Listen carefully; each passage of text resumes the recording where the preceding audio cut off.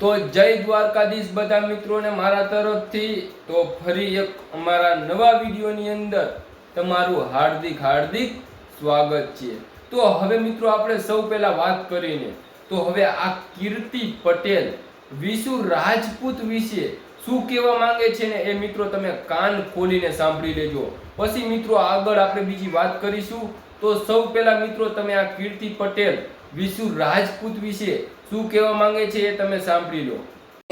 પણ છોકરીમાં ફોલ્ટ નતો મિત્ર, છોકરીમાં સેજ બી વાક નતા। ઈ તો ખાનદાની રજપૂતાણી હતી વાલા, ખાનદાની।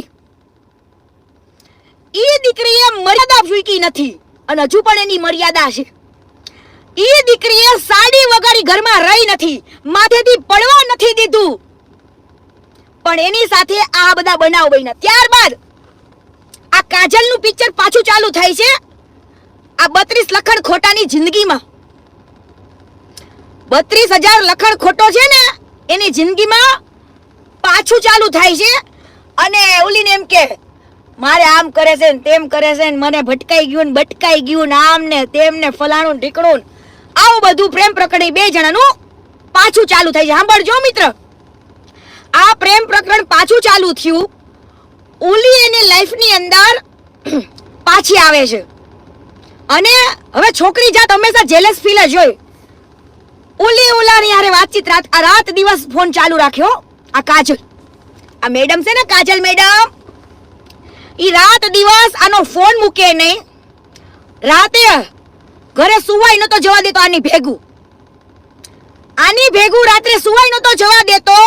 અને રાત્રે ઘરે કદાચ ગયો હોય ને ફોન આવ્યો હોય તો ફોન ચાલુ રાખવાનો ભાઈને, આનો આ કાજલનો ફોન ચાલુ રાખવાનો, પાછો વિડિયો કોલમાં વાત કરવાની, બતાવવાનું કે હું ઘરે સૂતો છું, આમ સૂતો છું, એ બધું જ ભાભી બાજુમાં સૂતા જોતા। અને આ પ્રેમ પ્રકરણ વિશે ભાભીને ખબર પડી ગઈ। ભાભી એવું કીધું કે તમે મારી લાઈફની અંદર તો પછી આ વસ્તુ નહોતી કરવાની તમારે। પછી તમને ખબર જ છે કોઈ પણ સ્ત્રી આ બધું સહન કરી શકે નહીં, એટલે રોજ આ લોકોને ઝઘડો સ્ટાર્ટ થયો। પેલો આખી રાત ઘરે ન જાય, ઉલિયારે ફોન ચાલુ રાખે, ઘરે આવે તોય ફોન ચાલુ। એટલે પેલી કાજલે જે દિવસે એમ કીધું કે ભાઈ હું તારી જોડે લગ્ન કરવા રેડી છું, તું આને ગમે એમ કરીને કાઢ, એટલે ભાઈએ ઝઘડા ચાલુ કર્યા, પેલીને મારવાનું, હેરાન કરવાનું। આમાં એની માં ને બધા સામી લો પાછા, એક કઈ શરીફાઈ નહીં ઠોકતા, એક દીકરીની જિંદગી હારે રમી ગયા તમે બધા। તો હવે મિત્રો કીર્તિ પટેલે તમને શું કીધું તમે તો સાંભળી જ લીધું, પણ હવે મિત્રો આ કીર્તિ પટેલે જે કહાની કીધી એ 100% સાચી છે। એ કીર્તિ પટેલ કઈ રીતે સાબિત કરી શકે એવું લોકો કહે છે, પરંતુ મિત્રો હવે કીર્તિ પટેલે ઘણું બધું કીધું છે વિશુ રાજપૂત વિશે, કેમ આમ ચોપડી ખોલી હોય એવી રીતે વિશુ રાજપૂત વિશે કીર્તિ પટેલે કીધું છે।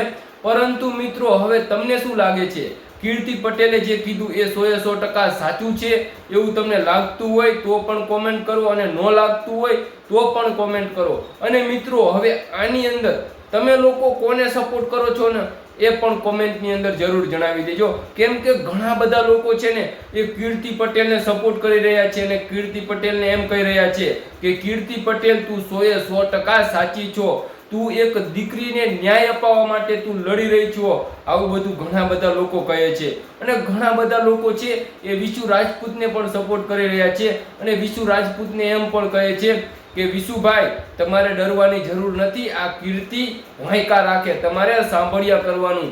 અને મિત્રો ઘણા બધા લોકો તો વિશુ રાજપૂતને સપોર્ટ કરવા માટે વિડીયો બનાવી રહ્યા છે અને સોશિયલ મીડિયામાં અપલોડ પણ કરી રહ્યા છે।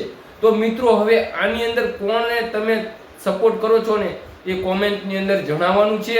અને હવે મિત્રો અમારી ચેનલની અંદર નવા આવ્યા હોય તો જરૂરથી એક સબસ્ક્રાઇબ કરી દેજો, અને લાઈક ન કરો ને તો ચાલશે, પણ કોમેન્ટની અંદર જય દ્વારકાધીશ જરૂરથી લખી દેજો યાર। જય દ્વારકાધીશ લખવામાં તમારું કાંઈ જ નથી લૂંટી જવાનું, તો બને તો કોમેન્ટની અંદર જય દ્વારકાધીશ જરૂરથી લખી દેજો। અને હવે મિત્રો આપણે આ વિડીયો અહીંયા પૂરો કરી ફરી એક નવા વિડીયો સાથે મળીશું, ત્યાં સુધી મારા તરફથી તમને બધાને જય જય દ્વારકાધીશ.